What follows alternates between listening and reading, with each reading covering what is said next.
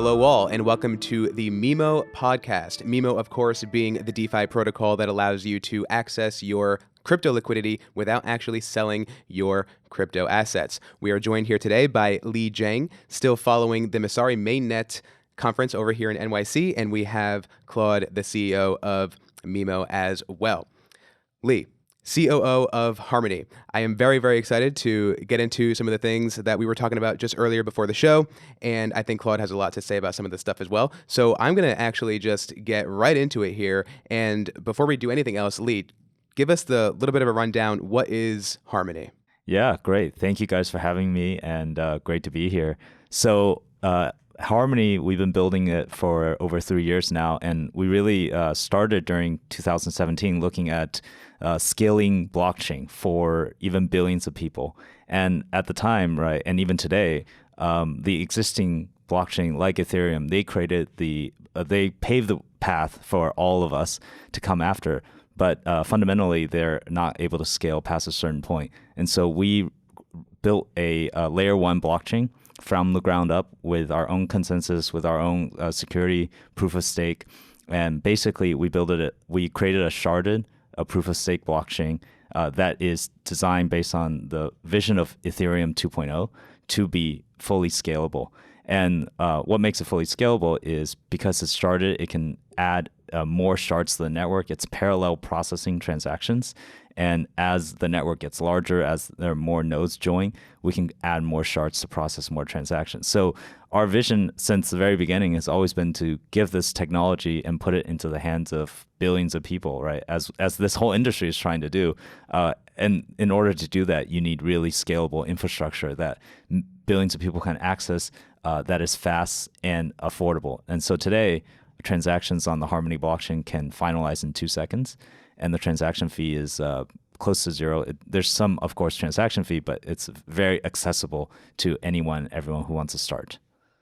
Very cool. And I guess, kind of one of the main things that you're saying here is the scalability of it and scaling just everything as we're scaling this entire world. And as we were kind of just talking about before the show, what was the number you said? About 1 million people probably on DeFi, right? Yeah, that's my best guesstimate. I think there's a lot of, if you look at even MetaMask, the most popular wallet, there are almost 10 million wallets, but a lot of duplicates. And really it's thinking about how many real humans are behind it and using it.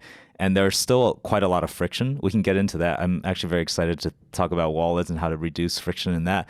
But tell us about it. How is Harmony kind of playing a large role there? Yeah, exactly. So of course our base layer is the infrastructure that is fast and scalable, but we're also working on a wallet that is on-chain. It's a smart contract wallet that will let anyone create a wallet that is secure without needing to have the 24-word seed phrase or remember their private key. It uses Google Authenticator that you can just scan the QR code, and every 30 seconds the passphrase refreshes so that it's really much more of a secure wallet. Also, we're adding features like social recovery, which means that you can have a second wallet that either you control or your best friend control or your wife controls that can recover the original wallet. If the original wallet gets hacked, you can send one Harmony 1 token from the recovery address into the original wallet, and it'll automatically send all the funds back to the recovery wallet. Mm-hmm. So there's some really cool things that are coming that I think will make it easy for millions of people to just open their phone, look at scan a QR code, and there you go. They have a crypto wallet. I love it. So with features that are kind of making things easier for people, I guess there are some trade-offs, right? Mm-hmm. Are there any kind of I wouldn't say maybe security leaks, but what are those kind of pros and cons as we kind of take some of these routes to make things easier? Because obviously we want to get this in the hands of more people, but at the same time we might lose like some sovereignty and stuff like that. I mean, Google Authenticator being an app that it is, I mean, how do you speak to that kind of stuff? Yeah, I think we're trying to solve it through engineering, through like new approaches to the problem, right? And I think that in this, there are some trade-offs, but in our case, even thinking about like the blockchain dilemma of the trade-off between scalability, security, decentralization, right? There's always some relationship between these trade-offs, but you can actually expand the trilemma. You can actually expand like what is possible within these trade-offs that you can still get security, you can still get decentralization, and you can get a scalable blockchain. So I think it's actually innovation that's moving it beyond. The relationship exists, but the possibilities are expanded. Actually, with that, you were kind of speaking to the vision a little bit before. Where is Harmony then in 5 years, right? Like if all this goes perfectly, the DeFi ecosystem continues to grow. How does Harmony kind of play that role? What's it doing in that role? Yeah, I think we can think of us as a platform that is scalable and supports many applications in 5 years. The other thing that we can dive into is, of course, bridges, right? That's one of the topics for this year. And we've built a bridge to Ethereum, to BSC. We're using the Terra shuttle bridge. So we're connected to Terra. We have a Bitcoin bridge that's on testnet now that's been working really well on testnet. And we're excited to launch that. So in 5 years, you can see us as the layer one that is still very scalable, still very affordable, very fast, even faster than today, and connected to all the major blockchain ecosystems, including Ethereum, Bitcoin, Cosmos, and Polkadot. And so another thing that you were mentioning to me before the show, the world that we're going to live in is going to have dozens, maybe more, of chains, right? Yeah. So Harmony kind of being just the central ecosystem to kind of, one chain to rule them all, for lack of a better term. No, we actually don't. We actually don't think that may be the case. There will be multiple chains. Definitely greater than 0, probably less than 100, but somewhere in that range of a few major ecosystems that people will use. I mean, the world is still. The blockchain world is still very small compared to the world of demand, of possibilities, right? By the time we think about all the world's assets moving on chain, all the world's intellectual property, not just right now we have NFTs and like these images, but think about music, think about writing, think about social media, like a decentralized Twitter, Reddit, like every comment that you could ever put on the internet that should be on chain. There could be rewards, there could be tips. Like the economy, the on chain economy today is so small compared to the actual internet economy, right? And once you start migrating the internet economy to the on blockchain economy, we're going to need a lot more scaling solutions beyond just one single chain. I don't think there's any single chain that can support even all the activities. Yeah, it is going to be. It's almost interesting. I mean, I've heard it compared as it's not the best. It's a TradFi comparison, but a chain for the way that we have different credit cards now, right? Like we got Visa, the MasterCard, or like even Diners Club, right? If you have like one that's not as reputable or like just a little bit smaller, but like they're all kind of still doing their thing, right? It's an interesting idea because it's almost people are starting to think differently. I mean, like what you're saying with everything on chain. People don't have a concept of that right now, right? Like we only know things as these centralized organizations. Like Facebook's got all the data, Google's got all the data, but why isn't it kind of just out there a little bit more? So I guess with all that, and obviously Harmony playing a large role, there's so as far as the vision, I mean, what do you see kind of like for some of the next steps? Like where are you heading in the short term at least? Yeah, I think it's also continue to build the interoperability, these bridges that we've been building since the beginning of, since actually last year, and onboarding applications, helping applications think about how to navigate the multi-chain world.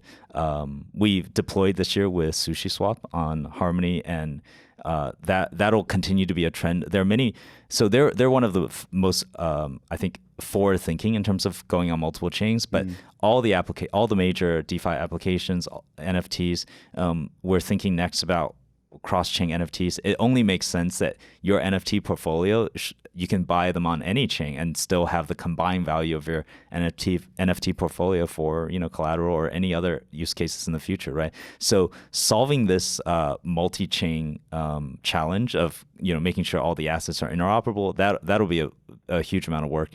And as I mentioned, the wallet, letting people how to onboard 10 million people easily into crypto, right? That's another topic. And then of course, the thing that we haven't touched upon is we have a $300 million ecosystem fund that we are deploying to builders and giving it to the next 10,000 builders, right? So our thesis is we can actually use this amount of money through hackathons, through grants, through launches, like new product launches, and give it out to 10,000 new builders or existing builders in the crypto ecosystem. And once that happens, right, those 10,000 people will build the economy on top of your ecosystem. So speaking of that economy, then, if we were to just have a massive, I'm talking like not even going to happen, massive type influx of users, right. what are the pitfalls there in a world without Harmony, right? Because like obviously if Harmony is helping with that onboarding of all this traffic and everything, what would happen without this type of solution out there? Yeah, I think the friction might be higher. Obviously the costs, like I would say right now to enter the Ethereum ecosystem is actually a very high bar because you probably need $1,000 if not $10,000, right? I'm going on that order of magnitude because every transaction is $50, $100. Like you won't even be able to do much of anything. And so one of the cases is our NFT marketplace where we've had 3,000 artists come on in the last 6 months, right? And that's because it doesn't cost much to mint. Comparing having a new artist coming in and having to spend $100 just to mint one item versus having to spend almost nothing to mint the same item on our chain. So it's really that magnitude of number of people because it's less friction, because it's lower cost and easier to use. Very cool. Yeah, it's things are going to get pretty heated and exciting. Yeah. So Lee, let me kind of take a sidestep here for a second. I do want to hear a little bit more about kind of like you and your role at Harmony and a little bit more of like the culture at Harmony and stuff like that. So first of all, I mean, give us like I don't know, maybe like just a couple sentences about like what are you up to over there? Like day to day, kind of like what are your main, your main growth levers these days? Yeah, I think really now is a very exciting time. We've seen the product market fit for DeFi, NFT, and even DAOs, right? We haven't talked much about DAOs yet, but the ecosystem is growing. And really now my goal every day is to foster the growth of that ecosystem, bringing on new people. We have lots of ideas, both we call it the full stack ecosystem strategy. Basically, even someone who's just brand new, right? They can engage with us in a hackathon. They can get involved in one of the DAOs, all the way to the top partners in DeFi, like Sushi, as I mentioned. They can deploy. We can run an incentivized campaign with them. So it's really thinking about how to engage the entire ecosystem, top to bottom, from single individual developers all the way to the biggest applications that already exist on Ethereum, and really supporting that whole ecosystem. So we have lots of things in between in terms of our strategy, whether it's hackathons, doing investments, giving out grants, working with partners, very high touch partners.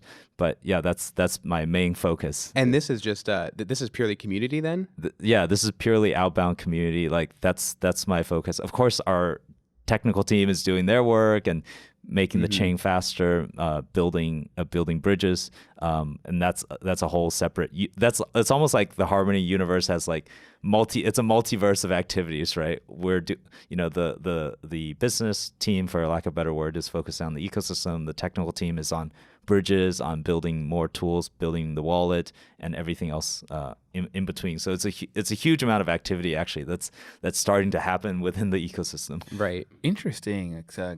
Sorry to interrupt you, please. Nick. Because again, like talking to you here as your COO, again, in an L1, from a company structure perspective, like COO is one of those jobs that can mean anything and anything in a different company. Depending on your structure, COO might be like doing some growth work. Yeah. Sometimes might be doing like like compliance work or anything like that.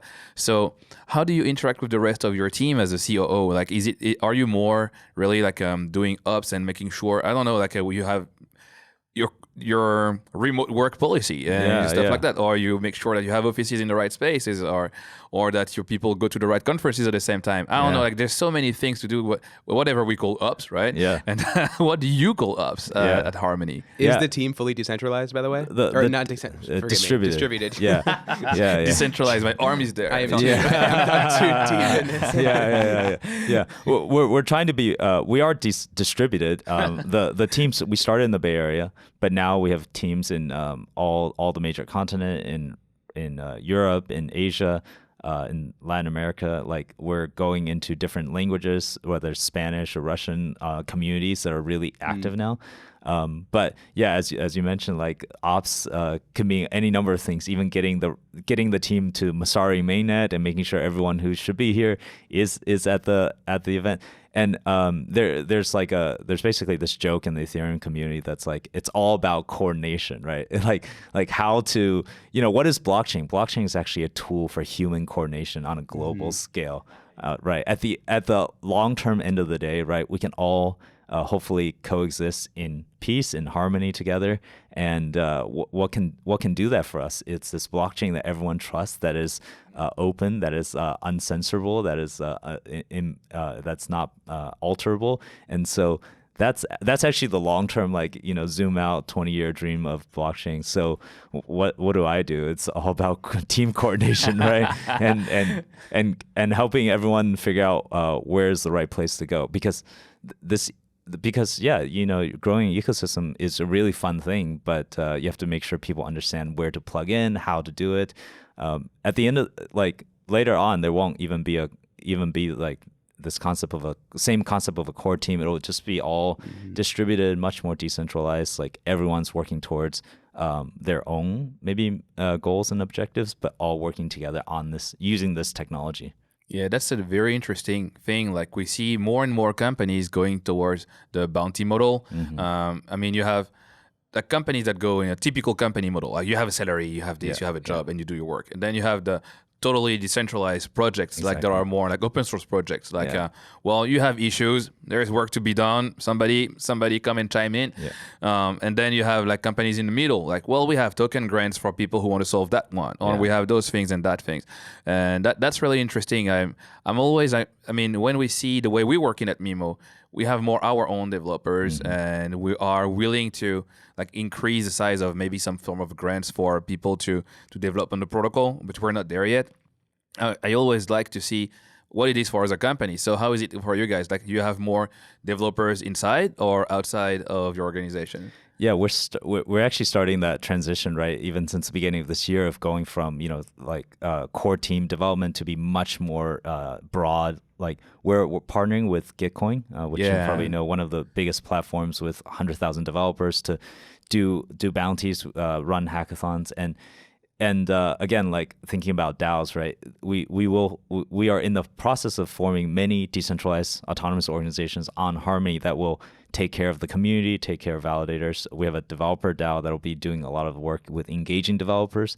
And so eventually, very soon, eventually meaning in a year, right? In crypto is a long time, that we will be jumpstarting 100 DAOs within the Harmony ecosystem and funding them so that they can independently build a different part of the ecosystem, so that to the point where the core team will no longer be even driving the ecosystem. Yeah. So the goal of the core team at Harmony is not to exist. Exactly. Yeah. I agree with that. Like I'm a big fan of those things. Like you exist to solve a problem gone, you're gone. But that's great. It means things are running. Yeah, that's good. It's great to hear. Just like some of the, we won't be the first, right? Like MakerDAO has done it. Shapeshift has done it. Yeah. So you work all day is to make sure you're getting out of it, right?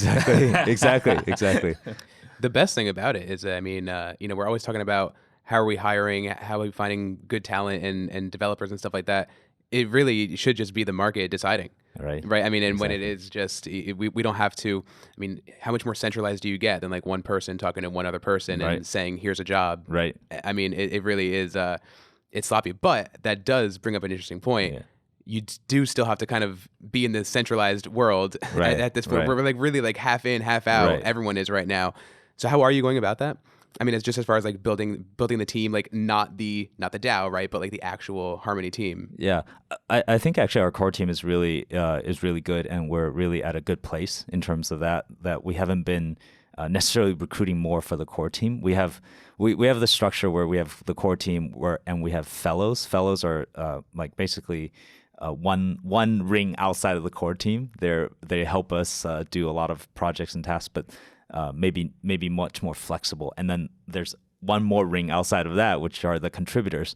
And there could be 1,000 contributors. We already have many people within our community that help us moderate our community that basically is that outer ring. And then after that, of course, it's just DAOs will be actually taking on a lot of projects, right? So for example, our community DAO, they will decide who to hire in terms of who will manage the community and how that will run, right? And it will no longer be up to us. The validator DAO will vote on what changes and upgrades to the protocols that they want to see, and that'll be it, right? They have to reach consensus in order to upgrade the blockchain itself, right? And the validators are the ones that have to do that. Again, it's all about coordination. Yeah, exactly, isn't it? So, sounds really good.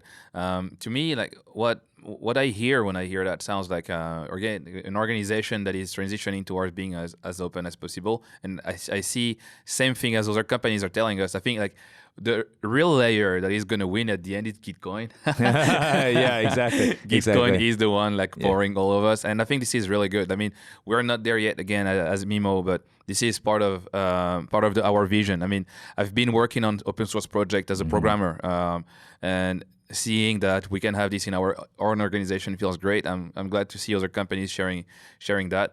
There is something. Earlier Nick made a little mistake saying decentralized for distributed. Oh, right. But I think there is something interesting is that the more companies you see in this space doing this, the more we feel comfortable doing that. And today, it is clear that blockchain companies seem to be really more inclined to work in a totally like distributed manner. What do you think? Like, do you think this is because it can't be only because of the type of software we're working on, right? It has to be, maybe it's cultural or something like that. Like, what do you see as the reason, as the reason behind why are we better at distributing than others? Yeah, I think that's a really great question. Like, I've been talking to friends who are from, let's say, traditional industries, and they really don't understand like how can you be so decentralized? Why don't you take more control of your project or ownership or even financial incentives for the project? But I do think that this community is very, of course, like at the frontier. Like not everyone's thinking this way yet. Yeah. But for sure, I think I think there's some magic to like working together with a community that is a social incentive, let's say, beyond just the financial incentive of building a company. I do really appreciate that. It's a nice insight to see like other like-minded individuals. You were mentioning earlier about your fund, like the 300 million dollar fund that you intend to use to grow your ecosystem. Essentially, I've seen this with other companies. Like every company has a certain way to work with their fund. Like we see, for example, Avalanche. Avalanche has a large fund that they intend to distribute based on what the core team sees fit within their ecosystem. They have an internal review directly inside of Avalabs. You have guys like Phantom on the other side that have more of a basic numbers game, like, well, you develop, you hit 5 million TVL, you get a grant, like something like that. Where do you guys stand? Like, what is your thing? I'm helping you here to promote your own program. Thank you. So very basically, we do have a structure, right? And so I'll give you an example. So in the next year, we even want to help 500 products launch, but it's a very, very simple structure where, if you launch a product on our testnet, we'll give you $10,000 grant. If you launch it on mainnet, we'll give you another $10,000 grant. If you form a DAO with your community for your product, we'll give you another $10,000 grant. And if you reach 5,000 users, we'll give you the final $20,000 part of that $50,000 grant. So it's it is actually quite structured. And I like it that way. Of course, there are always like corner cases, but edge cases. But I think like having that is the only way to scale, really. And Yeah. our Structure focus, helps. and our focus is, we may miss a few of these projects just because it doesn't fit into the criteria, but it's better that we can actually launch 500 of these products in the next 1 year. And you need some way. If you think about it, that's 10 products a week. To help them launch. It's unless you want to have an enormous amount of people reviewing applications, Right. you need to have a form of a structure if you want this to work. I understand. I mean, this is the Phantom play, right? Exactly. They made it in a structured way. Yeah. I actually really believe this is great. Like full disclosure, we at Mimo are exploring deploying on Harmony and having like a one as a potential collateral and all that. So I would say like straight like from our perspective, what would be amazing again is always the same. It's how can we tell our users, because our existing users are in Ethereum, we would tell them, okay, look, we are on Harmony now.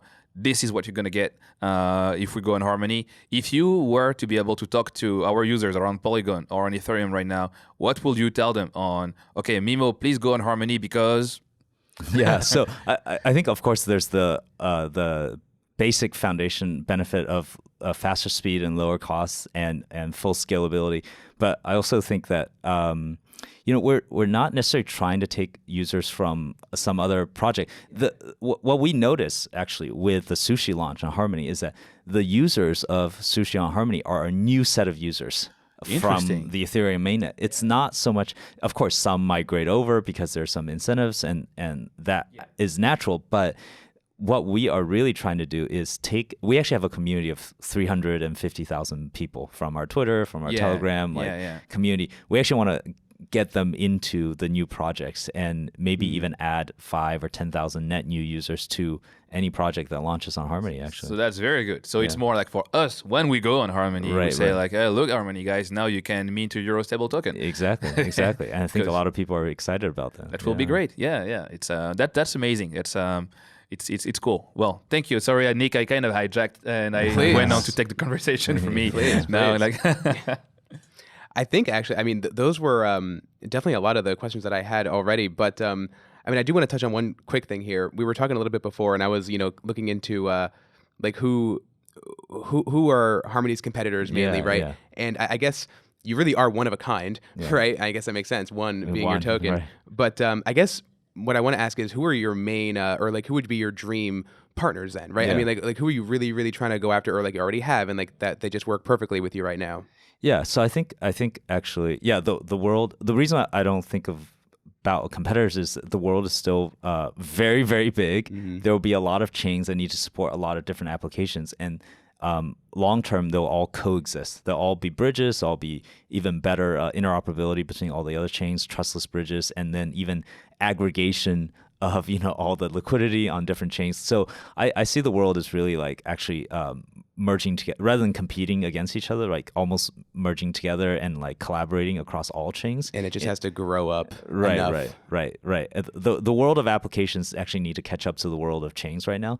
But I think in the long term, like all these things will coexist. But as you mentioned, like who are the dream partners? Well, we really started thinking about scaling Ethereum applications, right? And because we're fully Ethereum virtual machine compatible, it just means that if you're an Ethereum application, all you have to do is change the chain ID within your application and deploy to Harmony. It's such a simple change. Of course, you have to maintain it and upgrade it, but actually the deployment is like one engineer could do it in one day, right?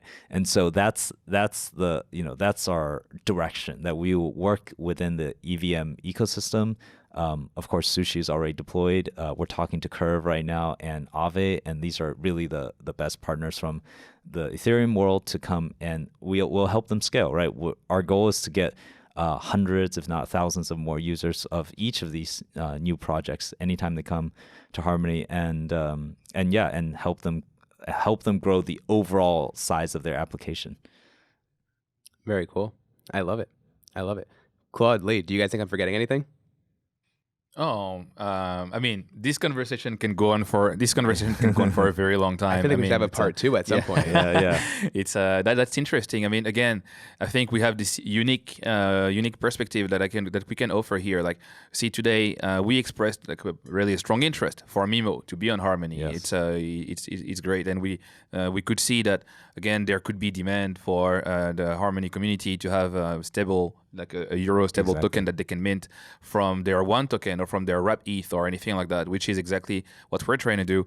Now, for example, what we can discuss here is why, for example, aren't we there already, right? And the main reason is for us the absence of a part of the ecosystem, and because Mimo relies on the price feed, which is today not available on the mainnet. We are using Chainlink on Ethereum. Doesn't mean Mimo is tied to Chainlink. It can only use Chainlink. So this is something to me. So it would be an interesting question for you. Yeah. Have you seen other projects that would be interested to come into Harmony, but that lack some of the primitives? For example, like, oh, well, we want to develop, but we need a balancer pool and we need this, or we need a stable pool and we don't have that. Like, have you seen other things? Like, because I imagine that the difficulty of bootstrapping a new blockchain ecosystem must be coming from a couple of things like that. Like, the beauty of developing on the blockchain is that today you develop with building blocks. It's not only your DAO and you develop it and you're done. It's, well, we have this thing that relies on that thing running and on this thing running and on the sushi for liquidity and on this for that.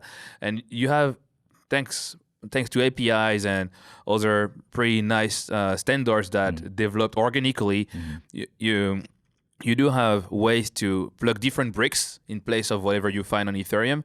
But it is, I imagine, I mean, at least as a developer, we are facing this difficulty when trying to evaluate chains. We're like, then that chain is great, but we can't do it yet. Have you seen other companies in the same, and is this something you're trying to work on? Like, we would be thrilled.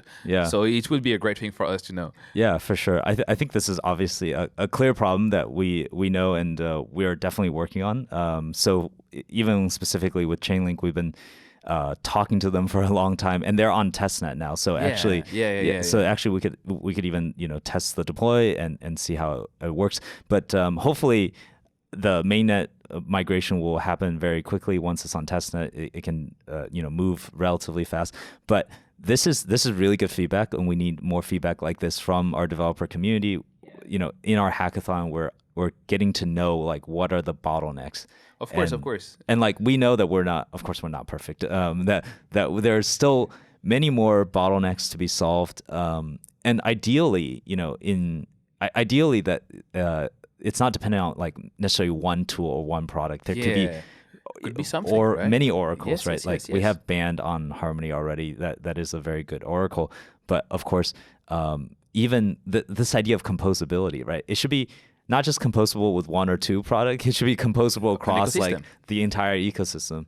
And I think that's a work in progress still for us. It's again, I really did not intend to have this as a negative feedback or anything. It's mostly a positive thing. We know that everybody's moving, trying to be on as many chains as possible.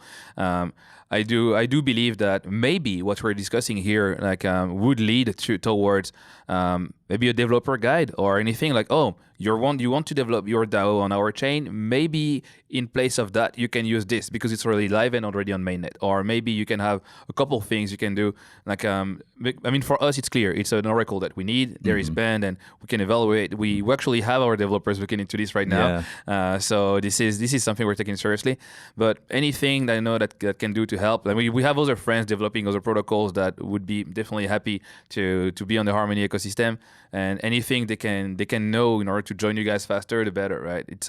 It is one thing to have financial incentives. It is another one to have like the building blocks for everybody to know, right? Information tends to be even more important than the financial incentives very often, right? Exactly. It's an interesting thing. So again, like if you're looking for feedback of a developing team to join your ecosystem, shoot anytime. We're here for that. Yeah, exactly. Thank you very much, and that's exactly what we need. Very cool. I love it. So Lee, where do we find you? Yeah, well, you can find us on, actually probably Twitter is the best place. Of course, our website, harmony.one, but also on Twitter, just Harmony Protocol. And my Twitter is just my full name, Lee Jiang 2087. Looking forward to connecting with all the communities. I am always on the lookout for my Twitter DMs. Very cool. And quickly, where's the next hackathon? Yeah, there's current hackathon right now with Gitcoin and Dora hacks. It's a virtual hackathon. I see. And it ends. Submissions are open until September 30th, so you still have a week to get submissions in for all the developers. We have a good community of developers that have been doing that, and we'll be doing many more over the next year. We'll be doing one with ETH Denver in Denver in early February next year. But of course, we're also going to Lisbon and some of the other community events throughout the rest of this year. Very cool. Looking forward to seeing you there. Yeah. Well, everyone, if you made it this far, thank you very much for listening to the Mimo DeFi podcast. We hope you enjoyed it. And of course, do not forget to subscribe, leave us a 5-star review if you found it useful. And if you did, also be sure to check out Mimo.capital to open up your vault and access the world of DeFi. Lee, once more, thank you very much. Harmony.one, Claude, thank you very much for joining us as well. And I'll see everyone very soon. Guys, we're hiring. So if you're a developer, I don't know if you're a developer, and either you want to work on the Harmony ecosystem, or you're gonna work for us, or you want to embrace this new structure of just looking for issues to solve and receive tokens, we can work something out. Yeah. And please contact us. tech@mimo.capital. Should we do a hackathon? Actually, we're looking into that. Okay. Yeah, it could be great to have something in common. We will discuss offline. We're in for that one too. Sounds great.